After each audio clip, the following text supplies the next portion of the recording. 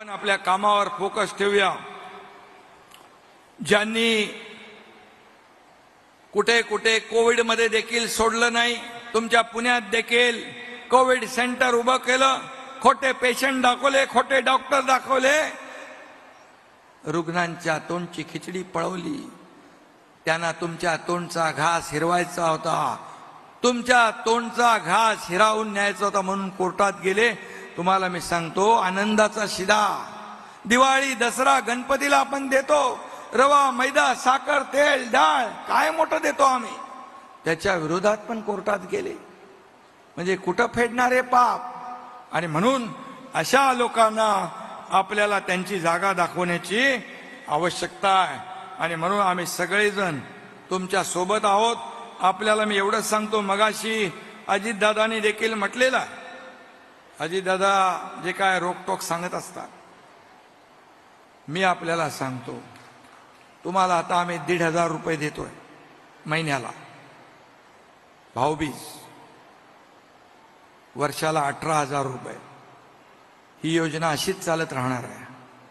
उद्या सरकारची ताकद वाढली, तुम्ही सरकारला आशीर्वाद दिले, सरकारची ताकद वाढली, तर 1,500चे 2,500 होतील, 2,500चे 2,000 होतील। तुम्हाला सांगतो, तुम्ही बळ दिलं 2,500 होतील। आणि त्याही पेक्षा दादा, तुम्ही बरोबर त्यांना सांगा, बरोबर हिशोब पैशाचा मॅट्रिक, मला काय, मला सांगायचं आणि तुमच्याकडून करून घ्यायचंय। 2,500चे 3,000 होतील। आणि सरकारची ताकद वाढली, आर्थिक बळ, कारण हे सरकार आपलं मजबूत सरकार आहे।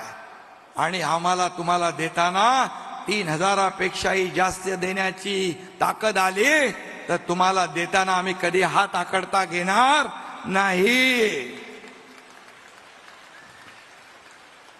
आणि म्हणून मी आपल्याला एवढंच सांगतो, शेवटी सरकार हे तुमचं आहे। आज देण्याची नियत लागते, देण्याची दानत लागते, ती आमच्या सरकारकडे आहे, ती आम्ही दाखवलेली आहे।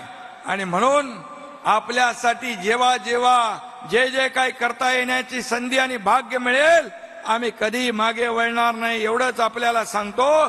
आणि माझ्या भावांना देखील सांगतो, माझे भाऊ जे लाडके भाऊ आहेत, मला वाटले लाडक्या बहिणीच्या खाली ते जे काही लपून घेतली गेली स्कीम लाडक्या भावाची, पण त्याच्यावर पण काम चालू आहे। त्याच्यावर पण अनेक आपल्या लाडक्या भावांना, आणि त्याच्यामध्ये छोट्या बहिणी पण आहेत, त्यांना देखील अप्रेंटिसशिपचे अपॉइंटमेंट लेटर 6,000, 8,000, 10,000 रुपये, ही देशातलं पहिलं राज्य आहे अशा प्रकारची योजना राबवणार। आणि म्हणून मी पुन्हा एकदा आपल्याला एवढंच सांगतो, आमच्या बहिणींना लखपती झालेला आम्हाला पाहायचं आहे, हेच आमचं स्वप्न आहे। मोदीजींची एक लखपती दीदी योजना आहे, आणि राज्यात देखील आपल्याला स्वतःच्या पायावर उभं करण्याचं, आपल्याला सक्षम करण्याचं, आपल्याला आत्मनिर्भर करण्याचं, आणि आपल्याला आत्मसन्मान मिळवून देण्याचा प्रयत्न आम्ही करतोय। आणि म्हणून पुन्हा एकदा मी आपल्याला सांगतो, मुख्यमंत्री लाडकी बहीण योजनेची विरोधकांना वाटते भीती, माझ्या बहिणींनो काळजी करू नका, तुमच्या सोबत आहे महायुती। धन्यवाद, जय हिंद।